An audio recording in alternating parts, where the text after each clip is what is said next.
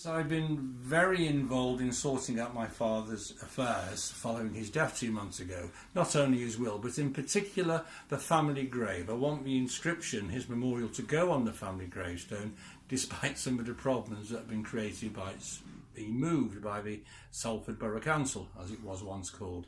The stone, though, I like, it's important to me. It starts with my great-grandmother, who died when she was 43 years old in 1913, first years, on April the 2nd. And my great-grandfather was very upset, and her mother, because she lived in Salford, paid for the grave at Wee Cemetery and put this very grand, very tall granite grave. And over the years, over 100 years now, of course, my great-grandmother, and then her son, he was sadly killed during the First World War as by a motor car. The grave itself has made the internet as a matter of interest of one of the early victims of a road traffic accident. So that was Randall, the good family Cheshire name. And he was followed, of course, by his father during the Second World War, the first Frank Gent, my great-grandfather.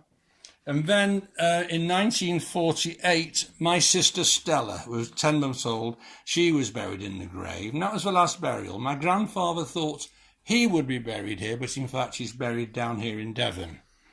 Then 2.5 years ago, when my mother died, her ashes were placed here and the inscription went on.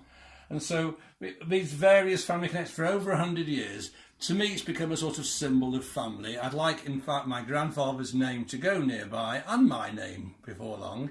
So the 4 Franks will be together in the same spot with family links. And these photographs have always been here for me for decades now in the bureau, and I see them almost daily. My sister, to whom I owe my own life, I was born 9 months and 2 weeks after her death, as it were. So I have a sense of connection.